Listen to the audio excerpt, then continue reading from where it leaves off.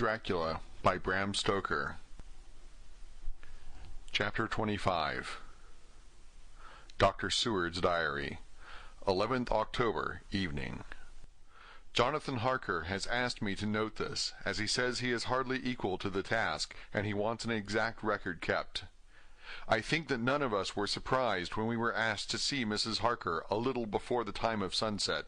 We have of late come to understand that sunrise and sunset are to her times of peculiar freedom, when her old self can be manifest without any controlling force subduing or restraining her, or inciting her to action.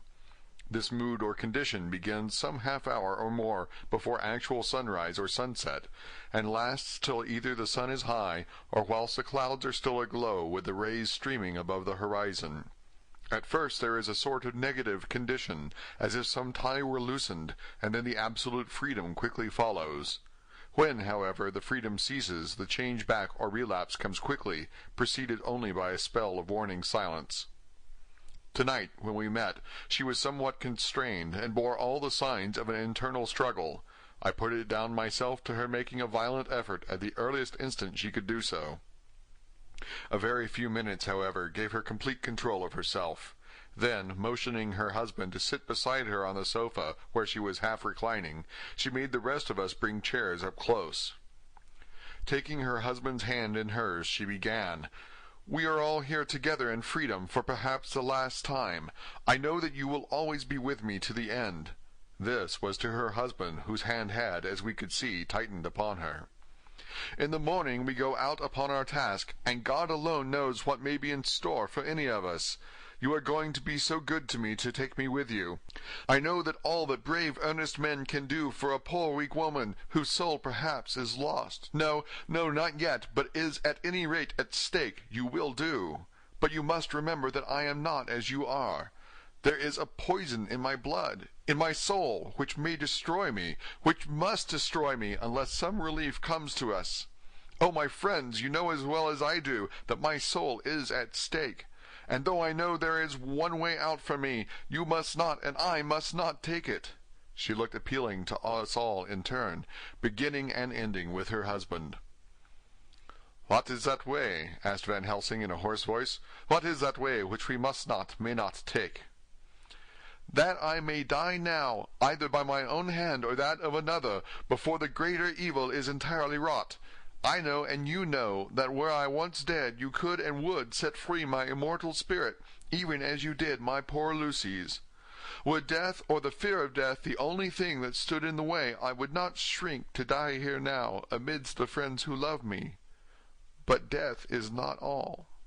I cannot believe that to die in such a case, when there is hope before us and a bitter task to be done, is God's will. Therefore I, on my part, give up here the certainty of eternal rest, and go out into the dark, where may be the blackest things that the world or the netherworld holds." We were all silent, for we knew instinctively that this was only a prelude. The faces of the others were set, and Harker's grew ashen gray. Perhaps he guessed better than any of us what was coming. She continued, "This is what I can give into the hotchpot." I could not but note the quaint legal phrase which she used in such a place, and with all seriousness. "What will each of you give? Your lives I know," she went on quickly. "That is easy for brave men. Your lives are God's, and you can give them back to him. But what will you give to me?" She looked again questioningly, but this time avoided her husband's face. Quincy seemed to understand. He nodded, and her face lit up.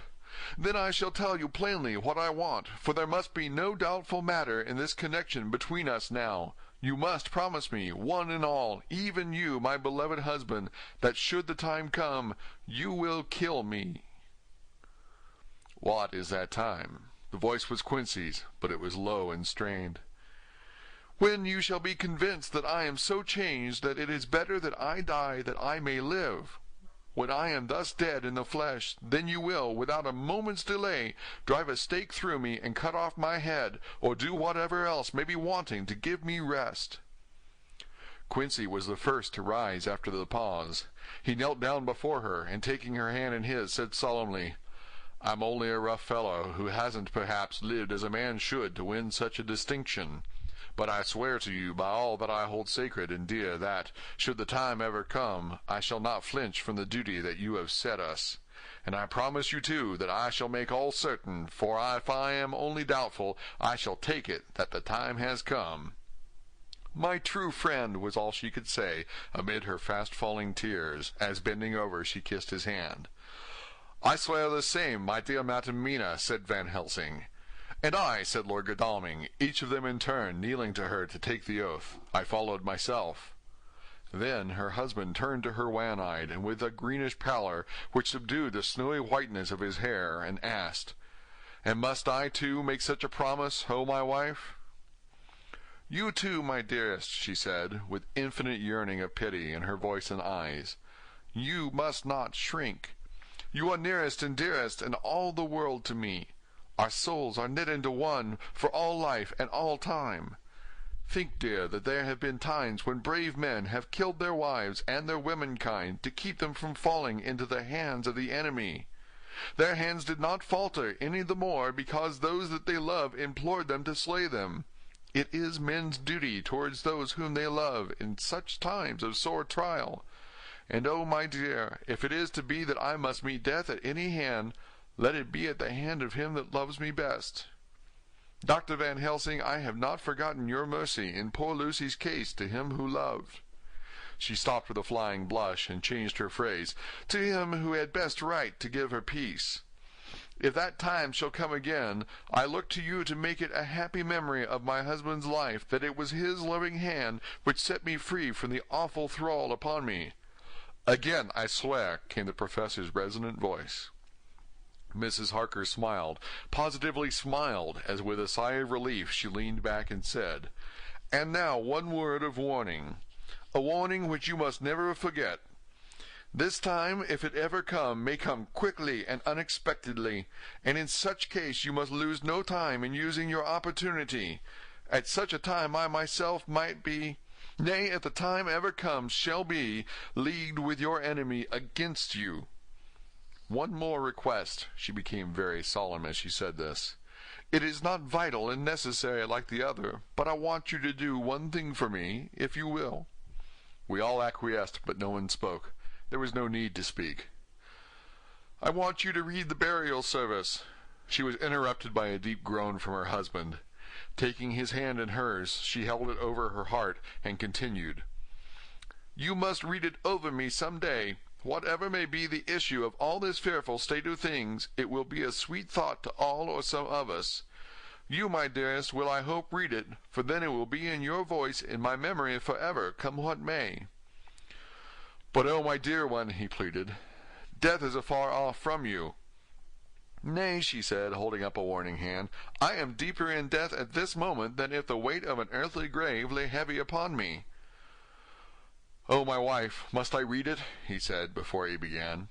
"It would comfort me, my husband," was all she said, and he began to read when she had got the book ready.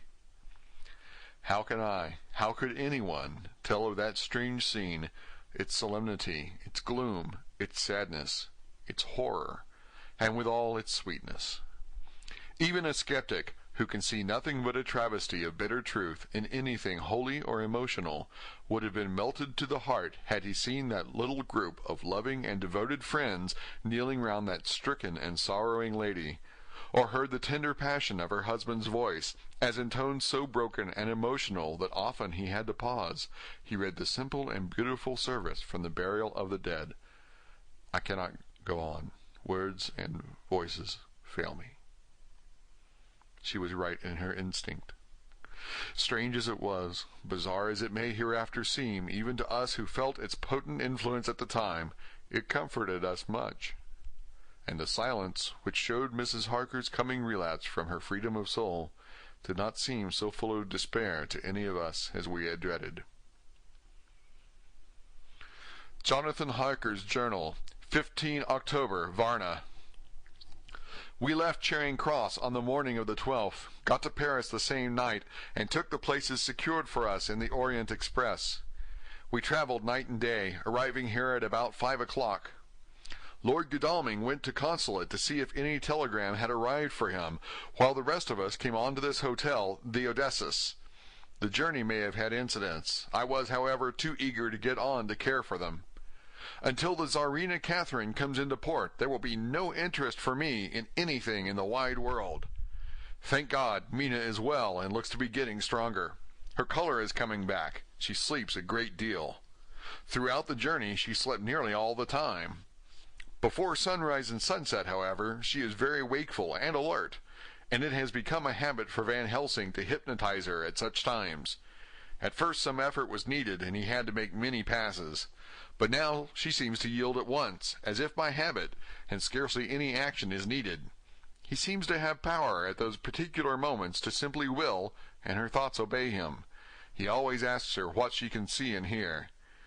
She answers to the first, "Nothing, all is dark," and to the second, "I can hear the waves lapping against the ship, and the water rushing by. Canvas and cordage strain, and masts and yards creak. The wind is high. I can hear it in the shrouds, and the bow throws back the foam." It is evident that the Tsarina Catherine is still at sea, hastening on her way to Varna. Lord Godalming has just returned. He had 4 telegrams, one each day since we started, and all to the same effect, that the Tsarina Catherine had not been reported to Lloyd's from anywhere. He had arranged before leaving London that his agent should send him every day a telegram saying if the ship had been reported. He was to have a message even if she were not reported, so that he might be sure that there was a watch being kept at the other end of the wire. We had dinner and went to bed early. Tomorrow we are to see the vice-consul, and to arrange, if we can, about getting on board the ship as soon as she arrives. Van Helsing says that our chance will be to get on the boat between sunrise and sunset. The Count, even if he takes the form of a bat, cannot cross the running water of his own volition, and so cannot leave the ship. As he dare not change to man's form without suspicion, which he evidently wishes to avoid, he must remain in the box. If, then, we can come on board after sunrise, he is at our mercy, for we can open the box and make sure of him, as we did of poor Lucy, before he wakes. What mercy he shall get from us all will not count for much. We think that we shall not have much trouble with officials or the seamen. Thank God, this is the country where bribery can do anything, and we are well supplied with money. We have only to make sure that the ship cannot come into port between sunset and sunrise without our being warned, and we shall be safe. Judge Moneybag will settle this case, I think. 16th October. Mina's report still the same. Lapping waves and rushing water, darkness and favoring winds. We are evidently in good time, and when we hear of the Tsarina Catherine we shall be ready. As she must pass the Dardanelles, we are sure to have some report. 17th October. Everything is pretty well fixed now, I think, to welcome the Count on his return from his tour.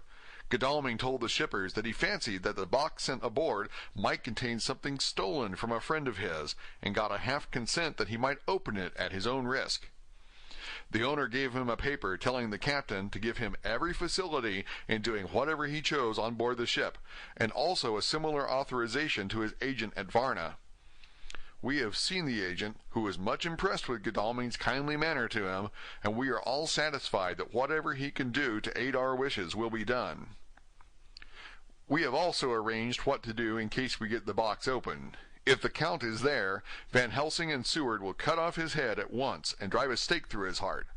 Morris and Godalming and I shall prevent interference, even if we have to use the arms which we shall have ready. The professor says that if we can so treat the Count's body, it will soon after fall into dust.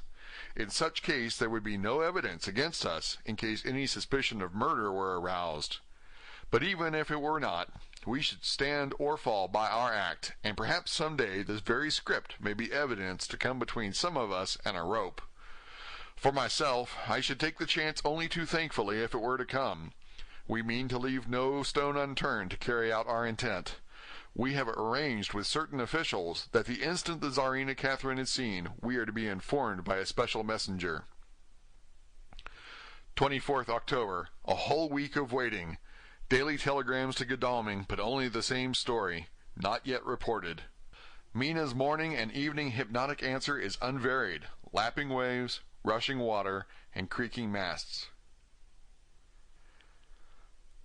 Telegram, October 24th, Rufus Smith, Lloyd's, London, to Lord Godalming, care of H.B.M. Vice-Consul Varna. Tsarina Catherine reported this morning from Dardanelles. Dr. Seward's Diary, 25th October. How I miss my phonograph. To write a diary with a pen is irksome to me, but Van Helsing says I must. We were all wild with excitement yesterday when Godalming got his telegram from Lloyd's. I know now what men feel in battle when the call to action is heard. Mrs. Harker, alone of our party, did not show any signs of emotion. After all, it is not strange that she did not, for we took special care not to let her know anything about it, and we all tried not to show any excitement when we were in her presence. In old days she would, I am sure, have noticed, no matter how we might have tried to conceal it.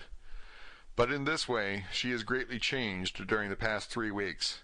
The lethargy grows upon her, and though she seems strong and well, and is getting back some of her color, Van Helsing and I are not satisfied. We talk of her often. We have not, however, said a word to the others. It would break poor Harker's heart, certainly his nerve, if he knew that we had even a suspicion on the subject. Van Helsing examines, he tells me, her teeth very carefully, while she is in the hypnotic condition, for he says that so long as they do not begin to sharpen, there is no active danger of a change in her. If this change should come, it would be necessary to take steps. We both know what those steps would have to be, though we do not mention our thoughts to each other. We should neither of us shrink from the task, awful though it may be to contemplate. Euthanasia is an excellent and comforting word, and I am grateful to whoever invented it. It is only about 24 hours' sail from the Dardanelles to here, at the rate the Tsarina Catherine has come from London. She should therefore arrive some time in the morning, but as she cannot possibly get in before noon, we are all about to retire early. We shall get up at 1 o'clock, so as to be ready. 25th October, noon. No news yet of the ship's arrival. Mrs. Harker's hypnotic report this morning was the same as usual, so it is possible that we may get news at any moment. We men are all in a fever of excitement, except Harker, who is calm. His hands are cold as ice, and an hour ago I found him whetting the edge of the great Gurkha knife which he now always carries with him.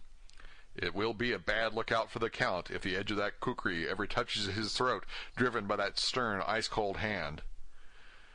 Van Helsing and I were a little alarmed about Mrs. Harker today.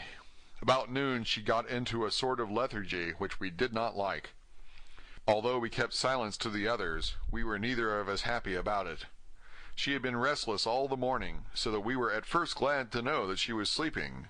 When, however, her husband mentioned casually that she was sleeping so soundly that he could not wake her, we went to her room to see for ourselves. She was breathing naturally, and looked so well and peaceful that we agreed that the sleep was better for her than anything else. Poor girl! She has so much to forget that it is no wonder that sleep, if it brings oblivion to her, does her good. Later. Our opinion was justified, for when after a refreshing sleep of some hours she woke up, she seemed brighter and better than she had been for days. At sunset she made the usual hypnotic report. Wherever he may be in the Black Sea, the Count is hurrying to his destination, to his doom, I trust. 26th October. Another day, and no tidings of the Tsarina Catherine. She ought to be here by now. That she is still journeying somewhere is apparent, for Mrs. Harker's hypnotic report at sunrise was still the same. It is possible that the vessel may be lying by at times for fog. Some of the steamers which came in last evening reported patches of fog both to the north and south of the port. We must continue our watching, as the ship may now be signaled any moment. 27th October, noon. Most strange. No news yet of the ship we wait for. Mrs. Harker reported last night and this morning as usual, lapping waves and rushing water, though she added that the waves were very faint. The telegrams from London have been the same. No further report. Van Helsing is terribly anxious, and told me just now that he fears the Count is escaping us. He added significantly, I did not like that lethargy of Madame Mina's. Souls and memories can do strange things during trance. I was about to ask him more, but Harker just then came in, and he held up a warning hand. We must try tonight at sunset to make her speak more fully when in her hypnotic state. 28th October, telegram. Rufus Smith, London, to Lord Godalming, care HBM Vice-Consul Varna. Tsarina Catherine reported entering Galatz at 1 o'clock today. Dr. Seward's diary, 28th October. When the telegram came announcing the arrival in Galatz, I do not think it was such a shock to any of us as might have been expected. True, we did not know whence or how or when the bolt would come, but I think we all expected that something strange would happen. The day of arrival at Varna made us individually satisfied that things would not be just as we had expected. We only waited to learn where the change would occur. Nonetheless, however, it was a surprise. I suppose that nature works on such a hopeful basis that we believe against ourselves that things will be as they ought to be, not as we should know that they will be. Transcendentalism is a beacon to the angels, even if it be a will-o'-the-wisp to man. Van Helsing raised his hand over his head for a moment, as though in remonstrance with the Almighty, but he said not a word, and in a few seconds stood up with his face sternly set. Lord Godalming grew very pale, and sat breathing heavily. I was myself half stunned, and looked in wonder at one after another. Quincey Morris tightened his belt with that quick movement which I knew so well. In our old wandering days it meant action. Mrs. Harker grew ghastly white, so that the scar on her forehead seemed to burn, but she folded her hands meekly and looked up in prayer. Harker smiled, actually smiled, the dark, bitter smile of one who is without hope, but at the same time his action belied his words, for his hands instinctively sought the hilt of the great kukri knife and rested there. "When does the next train start for Galatz?" said Van Helsing to us generally. "At 6:30 tomorrow morning," we all started, for the answer came from Mrs. Harker. "How on earth do you know?" said Art. "You forget, or perhaps you do not know, though Jonathan does, and so does Dr. Van Helsing, that I am the train fiend. At home in Exeter I always used to make up the timetables, so as to be helpful to my husband. I found it so useful sometimes that I always make a study of the timetables now. I knew that if anything were to take us to Castle Dracula we should go by Galatz, or at any rate through Bucharest, so I learned the times very carefully. Unhappily there are not many to learn, as the only train tomorrow leaves as I say." "Wonderful woman," murmured the professor. "Can't we get a special?" asked Lord Godalming. Van Helsing shook his head. "I fear not. This land is very different from yours or mine. Even if we did have a special, it would probably not arrive as soon as our regular train. Moreover, we have something to prepare.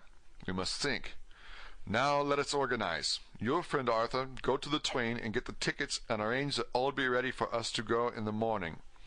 Do your friend Jonathan go to the agent of the ship and get from him letters to the agent in Galatz, with authority to make a search of the ship just as it was here. Quincey Morris, you see the vice-consul, and get his aid with his fellow in Galatz, and all he can do to make our way smooth, so that no times be lost when over the Danube. John will stay with Madam Mina and me, and we shall consult. For so, if time be long, you may be delayed, and it will not matter when the sun set, since I am here with Madam to make report." "And I," said Mrs. Harker brightly, and more like her old self than she had been for many a long day, "shall try to be of use in all ways, and shall think and write for you as I used to do. Something is shifting from me in some strange way, and I feel freer than I have been of late." The three younger men looked happier at the moment as they seemed to realize the significance of her words. But Van Helsing and I, turning to each other, met each a grave and troubled glance. We said nothing at the time, however. When the three men had gone out to their tasks, Van Helsing asked Mrs. Harker to look up the copy of the diaries and find him the part of Harker's journal at the castle. She went away to get it. When the door was shut upon her, he said to me, "We mean the same. Speak out." "Here is some change. It is a hope that makes me sick, for it may deceive us." "Quite so. Do you know why I asked her to get the manuscript?" "No," said I, "unless it was to get an opportunity of seeing me alone." "You are in part right, friend John, but only in part. I want to tell you something, and oh, my friend, I am taking a terrible risk. But I believe it is right. In the moment when Madam Mina said those words that arrest both our understanding, an inspiration came to me. In the trance of 3 days ago, the Count sent her his spirit to read her mind. Or more like, he took her to see him in his earth box in the ship with water rushing, just as it got free at rise and set of sun. He learned then that we are here, for she have more to tell in her open life, with eyes to see, ears to hear, than he, shut as he is, in his coffin box. Now he make his most effort to escape us. At present he want her not. He is sure with his so great knowledge that she will come at his call. But he cut her off, take her, as he can do, out of his own power, that so she come not to him. Ah, there I have hoped that our man-brains that have been of man so long, and that have not lost the grace of God, will come higher than his child-brain that lie in his tomb for centuries, that grow not yet to our stature, and that do only work selfish and therefore small. Here comes Madam Mina, not a word to her of her trance. She knows it not, and it would overwhelm her and make despair just when we want all her hope, all her courage, when most we want all her great brain, which is trained like man's brain, but is of sweet woman, and have a special power which the Count give her, and which he may not take away altogether, though he think not so. Hush, let me speak, and you shall learn. John, my friend, we are in awful straits. I fear as I never feared it before. We can only trust the good God. Silence! Here she comes. I thought that the professor was going to break down and have hysterics, just as he had when Lucy died, but with a great effort he controlled himself, and was at perfect nervous poise when Mrs. Harker tripped into the room, bright and happy-looking, and in the doing of work seemingly forgetful of her misery. As she came in, she handed a number of sheets of typewriting to Van Helsing. He looked over them gravely, his face brightening up as he read. Then, holding the pages between his finger and thumb, he said, "Friend John, to you with so much experience already, and you too, dear Madam Mina, that are young, here is a lesson. Do not fear ever to think. A half-thought has been buzzing often in my brain, but I fear to let him loose his wings. Here now, with more knowledge, I go back to where that half-thought come from, and I find that he be no half-thought at all. That be a whole thought, though so young that he is not yet strong to use his little wings. Nay, like the ugly duck of my friend Hans Andersen, he be no duck thought at all, but a big swan thought that sail nobly on big wings when the time come for him to try them. See, I read here what Jonathan have written. That other of his race who, in a later age, again and again, brought his forces over the great river into Turkeyland, who, when he was beaten back, came again and again and again, though he had come alone for the bloody field where his troops were being slaughtered, since he knew that he alone could ultimately triumph. What does this tell us? Not much? No. The Count's child thought see nothing, therefore he speaks so free. Your man thought see nothing. My man thought see nothing, till just now. No, but there comes another word from someone who speak without thought, because she too know not what it mean, what it might mean. Just as there are elements which rest, yet when in nature's course they move on their way, and they touch the poof, and there comes a flash of light, heaven-wide, that blind and kill and destroy some, but that show up all earth below for leagues and leagues. Is it not so? Well, I shall explain. To begin, have you ever studied the philosophy of crime? Yes and no. You, John, yes, for it is a study of insanity. You, no, Madam Mina, for crime touch you not but once. Still, your mind works true, and argues not a particulari ad universal. There is this peculiarity in criminals.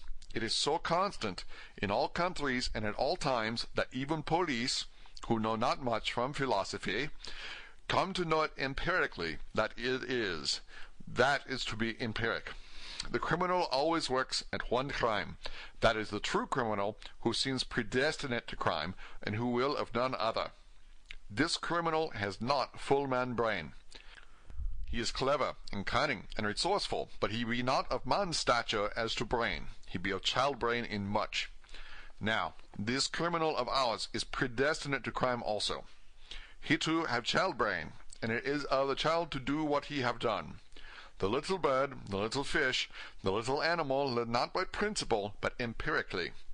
And when he learned to do, then there is to him the ground to start from to do more. Das pou sto, said Archimedes. Give me a fulcrum, and I shall move the world. To do once is the fulcrum whereby child-brain become man-brain. And until he have the purpose to do more, he continue to do the same, again, every time, just as he have done before. Oh, my dear, I see that your eyes are opened, and that, to you, the lightning flash show all the leagues. For Mrs. Harker began to clap her hands, and her eyes sparkled.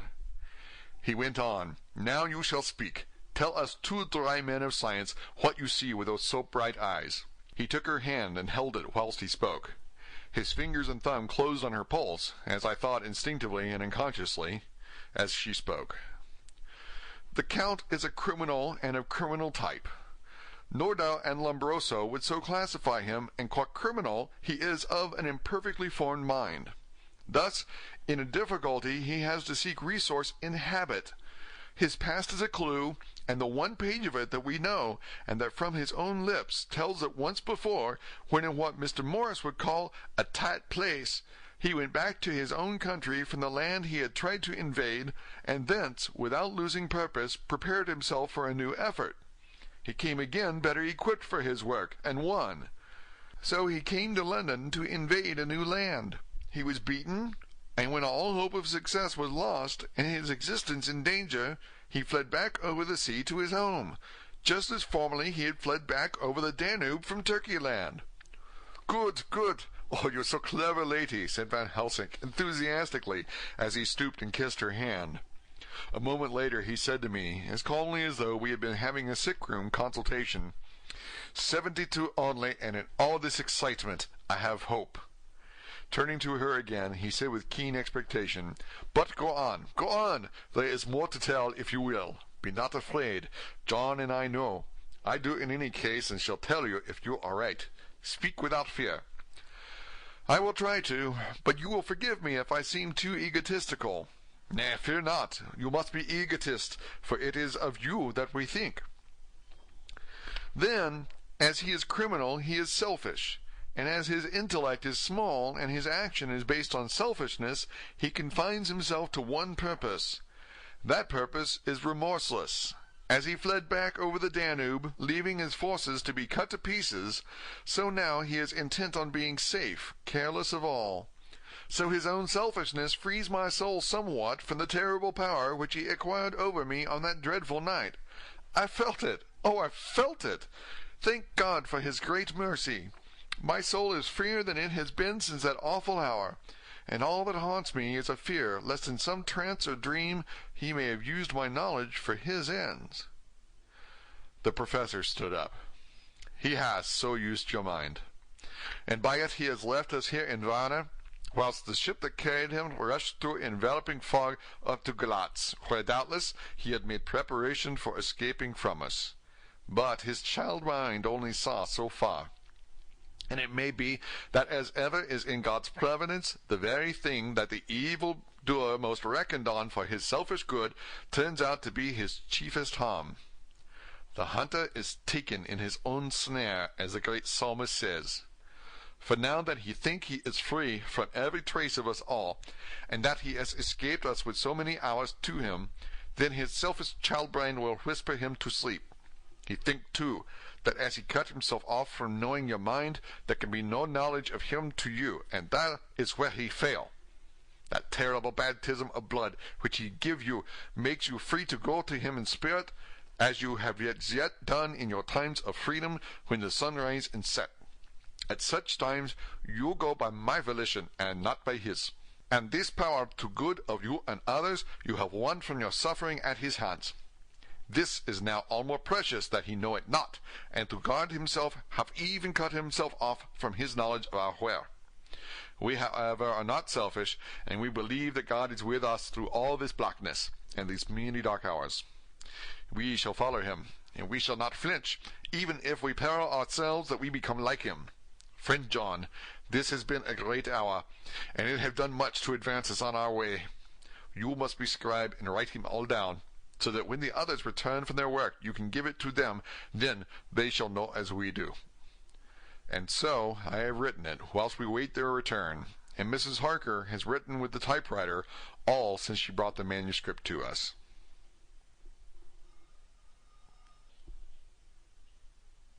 End of chapter 25.